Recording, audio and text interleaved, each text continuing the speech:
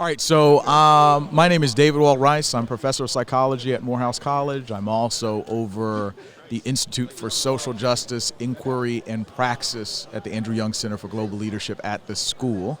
I am quite privileged and honored to be here with Mr. Anquan Boldin, who is an activist and one of the founders of the Players Coalition. We're here with the Players Coalition today talking about social justice and social impact. So, Brother Boldin, thanks for being here. Appreciate no you. problem, man. It's a pleasure. I guess to start, there's such a diversity of opinion and really investment when it comes to social justice and social impact and what it means. Can you just give us a broad definition in terms of how it is that your entry point, what it is your entry point is, what is social justice? Yeah, for me, man, it's just making a difference in this country, especially when you're talking about African-American community.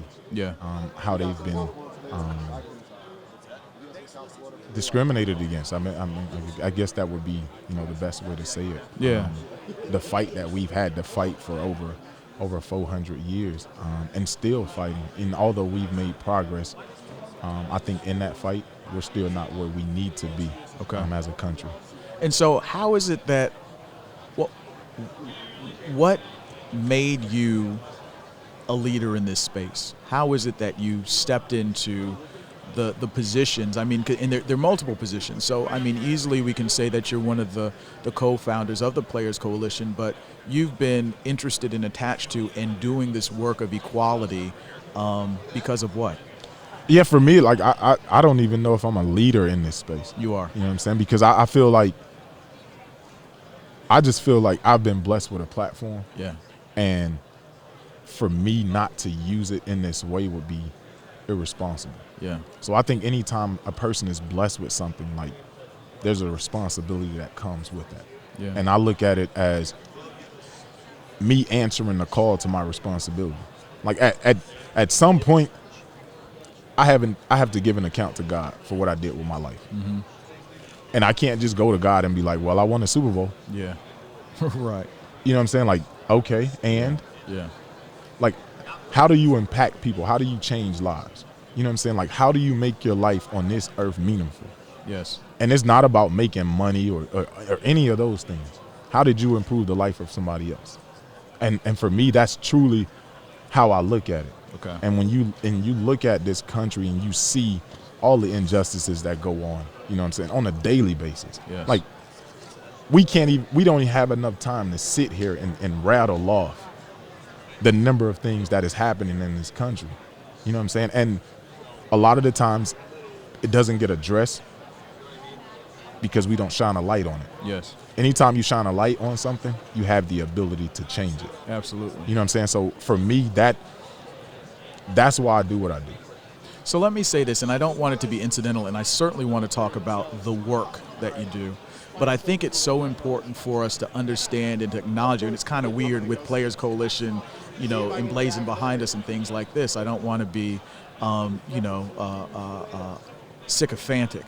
But you are a leader, and I think it becomes so important for us to kind of highlight and underscore that, because your willingness to take the responsibility of your bully pulpit, of your platform, demonstrates you as one. So and the reason I wanted to kind of come back to that is that in some of the conversations that we've been having with some of the other brothers who've been coming along, they are modest, and I think that's important to kind of put the ego to the side. But I also think it's important for us to center who our leaders are and what they're doing, because so often there's this conversation of in the black community there aren't leaders and things like that, and I think that you're being very humble and you doing the work that demonstrates leadership. And so that doesn't require a response or anything like that, but I just think that's important to kind of to say. Can you talk a little bit about some of the work that the Players Coalition has been able to do? I know that we have so many injustices that you've said in terms of marginalizing people in this country, but the Players Coalition and the players have had a lot of wins in terms of the successes that have come together because of your mobilization. Can you talk to a few of those? And I think that's been one of the things that we wanted to be intentional about, bringing guys together that are like-minded, guys who, and the thing is, like, guys have been doing things individually Yeah. for a long time. Yep. Like I've had a personal foundation for like the last 17 years. I think I started like my second year in the NFL. And I've always wanted to impact my community.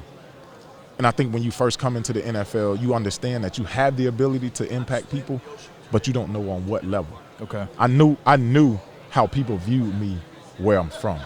I didn't know the view of everybody of me nationwide. Sure. You know what I'm saying? So I knew that, where I come from, where I went to school, where I went to college, I had the ability to impact people. Okay. Not knowing what that looked like nationally. But for me, it was to bring guys together who had a platform and use that platform for some good. Okay. You know what I'm saying? And like we talked about the injustices that have gone on in this country. I think one of the most powerful things that we can do is educate people.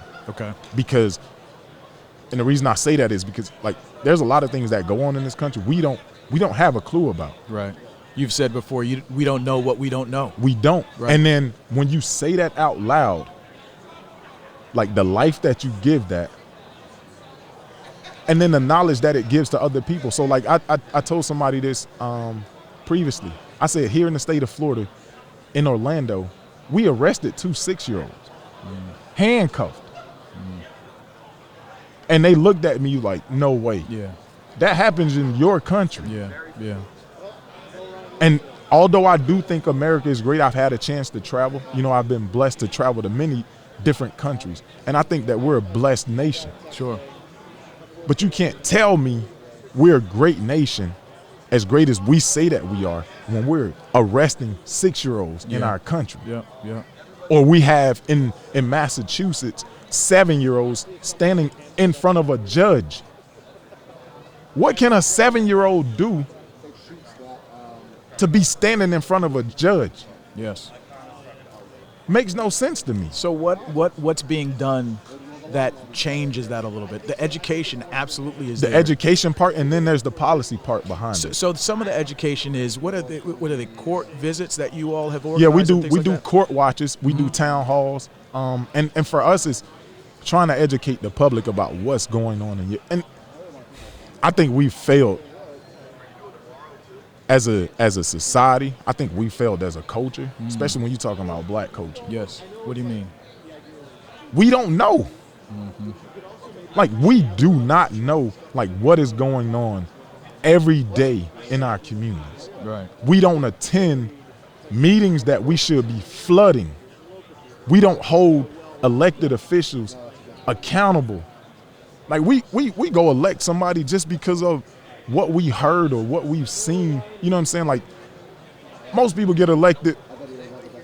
You know how they put these posters in somebody's yard, like so and so for commissioner and name or recognition without doing the due diligence. And it's unfortunate because in this day and age, with how much technology is at our fingertips, yes, you have the opportunity to go and check the track record of everybody that is up for election. Yes. I can go see what policies you've pushed. I can go see how you know what I'm saying? Like all of that is available. Your voting record. Yes. Right there. I have the ability to go and check all of that out. I don't have to go off of anybody's word. Yes. You know what I'm saying? Like I can go myself and see, okay, this guy was one of those tough on, you know what I'm saying, crime guys, or this guy pushed stop and frisk. Like I can educate myself. Right. We don't. Right. And then we complain about somebody getting voted in or whatever. Where were you? Right. Where were you? Where do you think that comes from? So, or for far too long, we've said in our communities, in the black community, your vote doesn't count. Right. Who started that? Yeah. Yeah. And like it's been a seed planted in our community and it has grown. So you go like all of the time I go in black communities and you talk about voting. And that's the first thing. Like I remember vividly like sitting in a town hall and I asked some young black guys, man, y'all voting? Mm-hmm. Man, my vote don't count. Where you get that from, bro? Right. Like, trust me, if your vote didn't count, they wouldn't fight so hard for you not to vote. Right. Like here in the state of Florida, we just got Amendment 4 passed last November, I think it was. Right. You know, restoring voting rights to For how many? 1.4 Yeah. million people. Yeah. Yeah.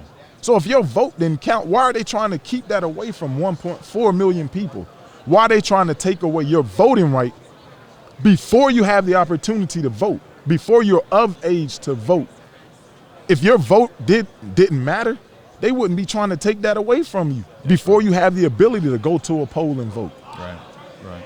So that kind of education and engaging people with that kind of awareness allows people to do, even they can get their hands dirty, as it were, and spend a lot of time, but they can also just vote and be an educated voter. This idea of who is in your town, who are the people that are really invested in your community, and who are the people who aren't. So Right. if you have this information, what you're able to do is you're able to make seismic change. So your point of education being so important, you know, that really rings true. That rings I true. think that is vital. And I think, you know, we don't understand. Like, so I go and ask people, I'll ask somebody like, do you know who your DA is? Right. Right. DA? Do you even know what their job title is, like what they do? Yes. Because like I think a lot of times we get mad and, man, they charged so-and-so or they did this or that.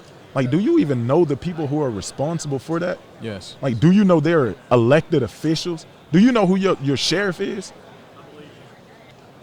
Because like a lot of times we complain, and that's a problem that I have. Like, we complain and we act like we're helpless. And we're not. You're not. We're not. But if you don't do what you're supposed to, you are. So the question is, how is it that you can become more effectively agentic? How can you use your agency?